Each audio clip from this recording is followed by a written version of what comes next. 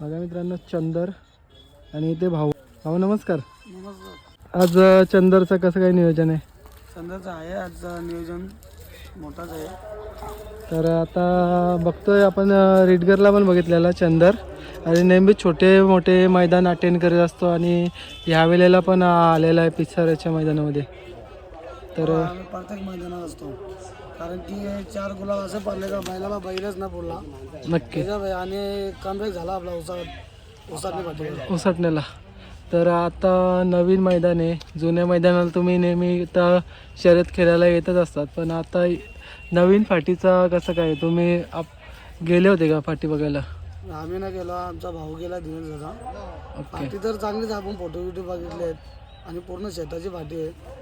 फाटीचा काही विषय नाही, आपला बैल पालायचा तेवढंच गतीत पडेल. नक्की दादा.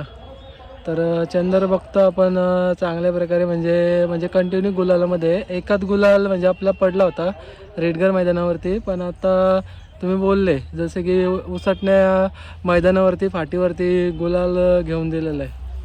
आमचा कमबॅक झाला, पण आमचे एक नाही 4 गुलाब पारले कारण की ते पेरा बैल पारले. कारण की आमचा पेराचा जुलत नव्हता. एवढं जे आपला पुसेगाव हिंदकेसरीसाठी बैल मोठी मोठी गेली होती, नक्कीच त्याच्यामुळे आपला पेरा काही मोठा होत नव्हता. दादा बघा ना, आता पुसेगाव मैदान झाला आणि त्याच्याने मोठे नंदी पण कदाचित नसतील कारण की तिकडे शर्यत केलं गेलेलं आहे. तर तिथे उसटण्याला कोण होता पायऱ्यामध्ये, कशी काय? आपल्या एवन जोडी होती किस्मत का?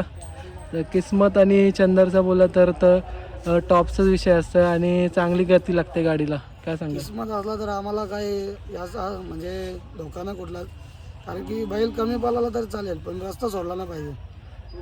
तर दादा बघा ना, तुम्ही आहे ना, तुमचा एवढा नंदी पलतोय तरी पण आहे ना, तुम्ही किस्मतची म्हणजे सोबत गुलाल घेतला तरी पण कंटिन्यू आहे ना, तुम्ही तीच गाडी ठेवणार आहेत का? कसं काय असेल म्हणजे प्लॅनिंग? आता आपला दुसरा फेरा आहे, दुसरं आणि नंतर याच्यानंतर पळेल गाडी. अच्छा.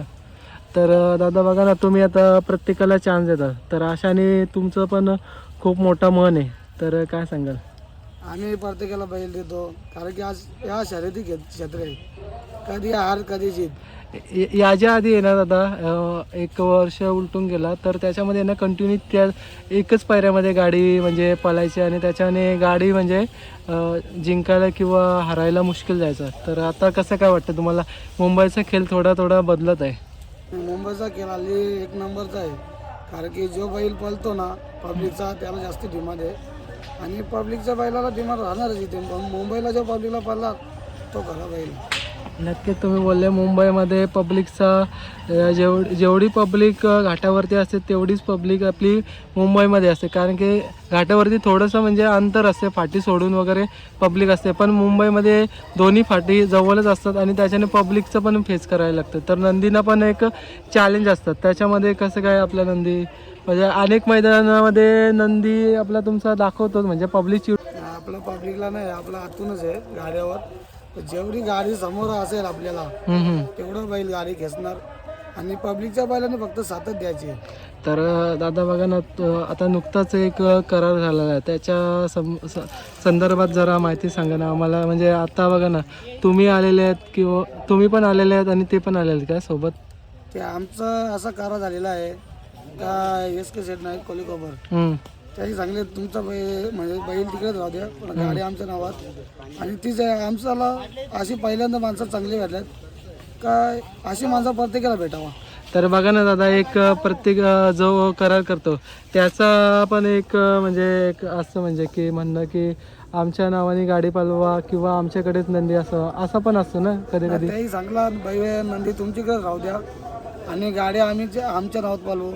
आणि ते सर्व म्हणजे बैलाचं नियोजन पण करतात आणि बॅनरवर त्यांचाच फोन नंबर असतो. दादा बघा ना, तुम्ही बोलले नियोजनाचा म्हणजे दोघांच्या संबंधामध्ये तो नियोजन होत असेल ना? दोघांचे संबंध. नक्कीच.